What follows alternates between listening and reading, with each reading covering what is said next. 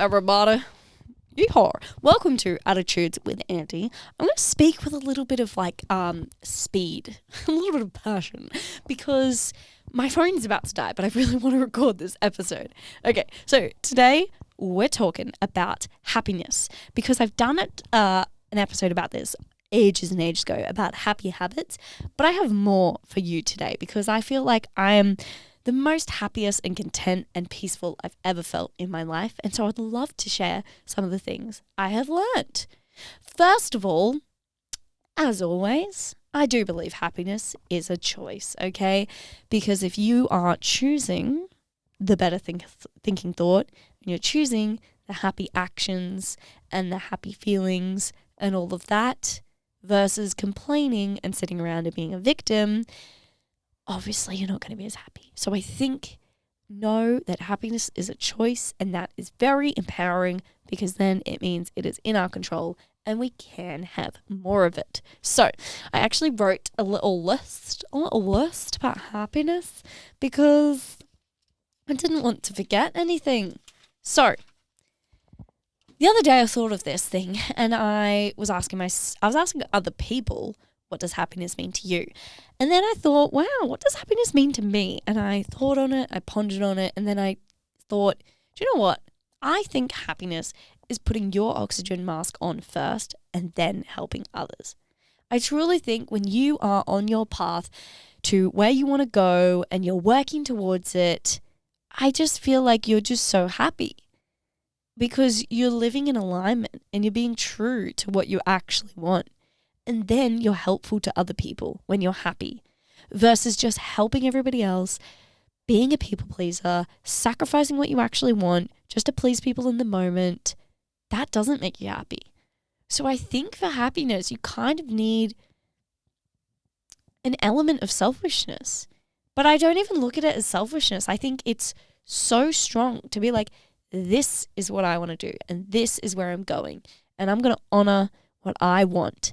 And then you shine bright like a diamond, and then it gets to shine onto other people. So I think that's one of the biggest ones. I think getting clear on what you want and what type of life you want is really important for happiness, because you can think like, oh, I want the Mercedes and I want the city life and all of this. But then if you think about it, where do you actually feel happiest? Personally, I've realized I do not thrive in a city. Yes, I live on the Gold Coast, but I don't live in the city part of the Gold Coast.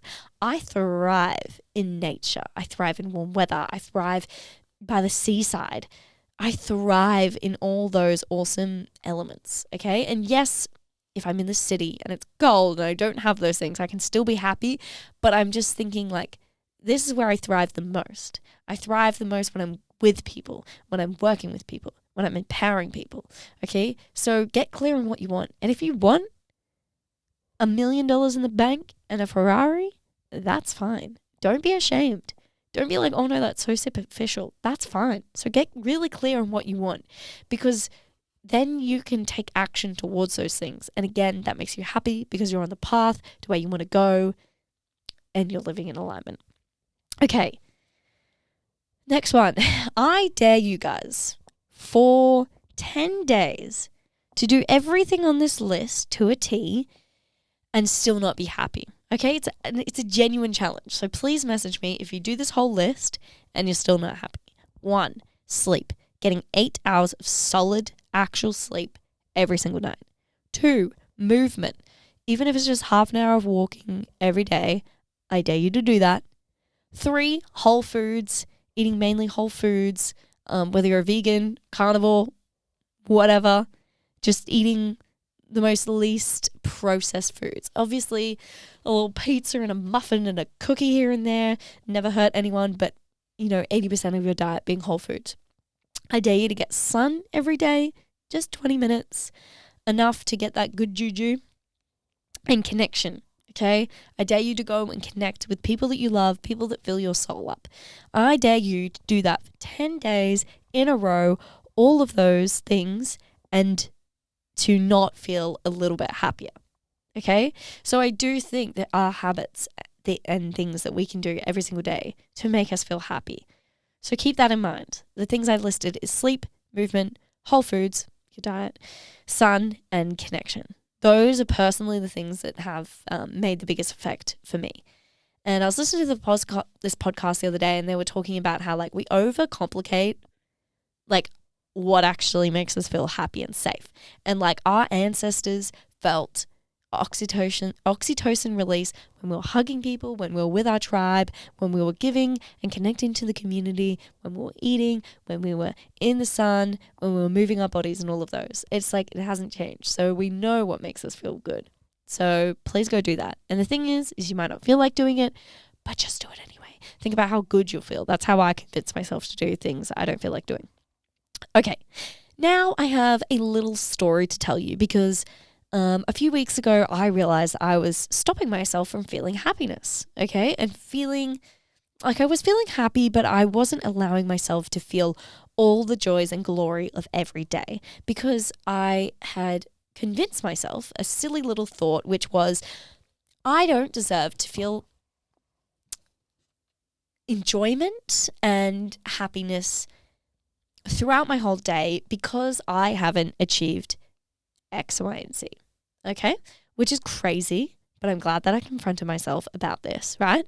So I had convinced myself that I didn't deserve to feel these things because I was like, oh no, I'm working towards my dreams. Like, and then I'll feel it. And then I asked myself, Andy, once you've achieved this goal, what's your day going to look like? What's your week going to look like? You know, just to hype me up. And I was like, oh my gosh, okay, so I'm going to do this and I'm going to exercise here and I'm going to hang out with this person and I'm going to do this in the morning and this in the evening and this is where I'm going to go. And then I asked myself, well, Andy, that day that you just described, your most perfect day, can you do majority of those things already? And I was like, oh, yeah, I can. Because a lot of them like actually didn't cost money. And I was like, wow, isn't that interesting that I have been stopping myself from having those days and enjoying every day because I was like, oh no, you're working towards this goal, so you need to find it hard and you need to suffer. Okay? Really weird that I thought that, but for some reason I did. Anyway, and then I was speaking to my boyfriend about it, and then he was just like, oh, have you heard the story of the Mexican fisherman? And I was like, oh, no, tell me more. So he proceeded to tell me this story. So basically, and I'm now going to tell you the story. Okay. So there is this Mexican fisherman and he goes out fishing in the morning and he goes and catches a few fish for his family and then a few to sell at the markets. He comes home, he sells some fish at the markets and his family get to eat delicious fish. He spends time with them. In the afternoon, he's hanging out in his hammock. And then in the evening, he goes out and sees all his friends. And in the morning, he wakes up to his beautiful family, has breakfast with them, and goes out fishing and does that all again. And he really enjoys his time, and he always has enough for his family and sells a little bit extra at the markets for some money. Then one day, an American businessman sees him doing his thing. And when the Mexican man comes back to the beach, the American says, well, you've got really good skills there. You could be earning a lot more money. And he was just like, the fisherman was like, oh, okay, tell me more. And he was like, well, if you stayed out a little bit longer, you could get more fish. You could earn more fish. And then the fisherman was like, oh, okay. And then what I would do? Then what would I do? And then the American said, well, then with more fish, you would have more money. And the Mexican said, okay, well, what would I do with the more money? Then he said, well, you would buy a bigger boat and you would hire staff and then they could catch you more fish and then you would earn even more money. And the fisherman said, oh, okay. And then what would I do with all of that? And then he says, well, then you would buy even more boats and have even more people working for you. And then you could even move to the city and not have to fish at all and just manage the business. And then the fisherman said, oh, okay, right. Okay, I have a lot of money. Okay, then what would I do? And then the American said, well, then here's the best bit. You'd get to sell your money and sell your business and have a huge amount of money And then he's like, okay, cool. And then what would I do with that money? And then he was like, right, well, this is the best bit is that you would get to move back here and just live your life, and you'd be able to go out every day and go and fish like you love to do, and then come home and see your family, and you'd get to go and hang out with your friends in the evening, and you'd get to spend the afternoons in your hammock, and you get to do that for the rest of the time. So that's a story. And obviously, well, I feel like the moral of the story is that sometimes you already have what you want, and going after this big, ambitious thing that you think you want. Well, actually, the Mexican man didn't even want it. He was enjoying the life he lived. But what I'm saying, I'm butchering this a lot. So thanks for being patient with me. But the moral of the story is what I got from it is that sometimes you already have the things that you want, and you think that I need to do X, Y, and Z to be able to earn it or get it, but you already have it. For example, you already have probably amazing family and friends. You probably already have your health and wellness. You probably already have the ability to have these healthy skills. We always think like, when I get here, then I'll be happy. Then I'll start the habits. Then I'll allow myself to enjoy things.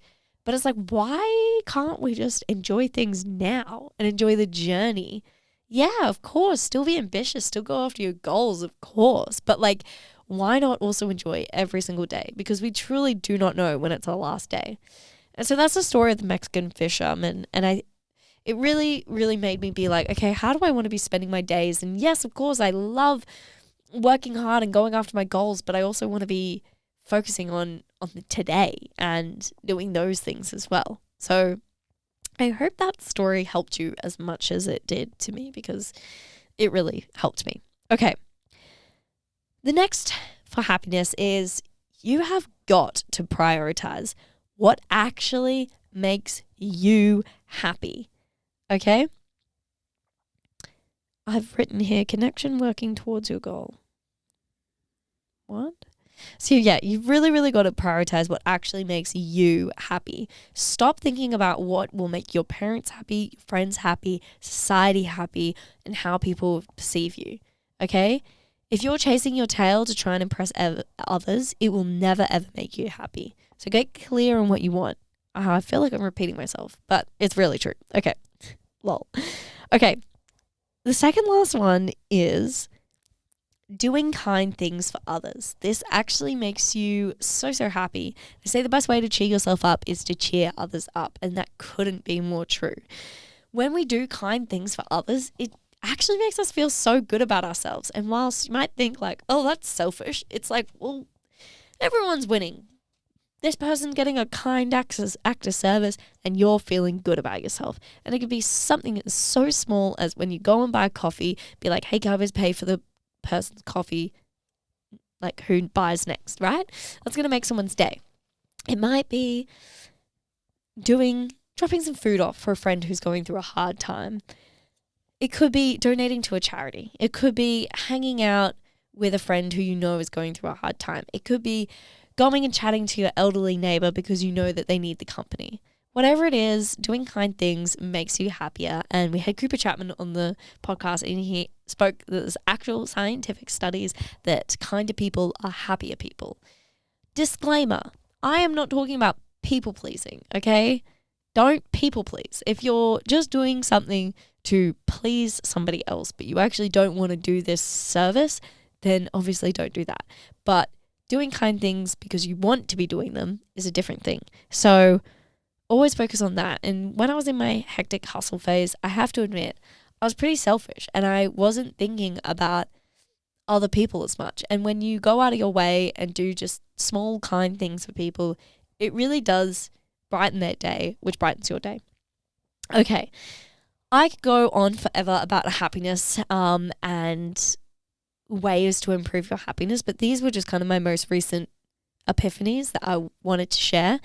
And my last thing is with happiness is that if you need help and you need to talk to somebody, go and do that. Like, that is fantastic. And there's nothing wrong with that.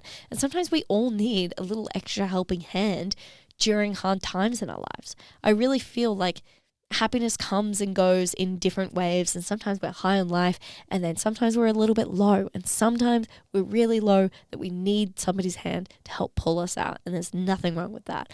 I've spoken before about my absolute meltdown when I dropped out of uni for like 3 days back in, I don't know, 2020, maybe 2019, and when I was going through that, I went and saw a psychologist, and we had 4 sessions, and those 4 sessions I still refer to this day. It was the best money I've possibly ever spent, and she really, really helped me.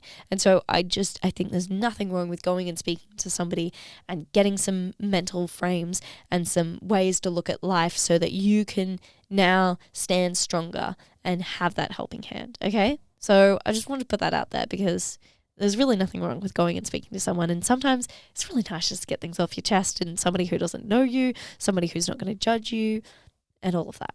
So those are my tips. I hope you enjoyed them. Thank you so much for listening and watching. I really, really appreciate it.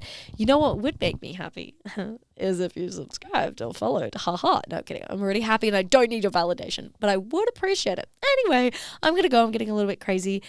If you want to come say howdy, we're on Instagram at Attitudes with Andy. We're also on TikTok at Attitudes with Andy. And I'll see you guys next week for another episode. I love you. Bye. Mwah.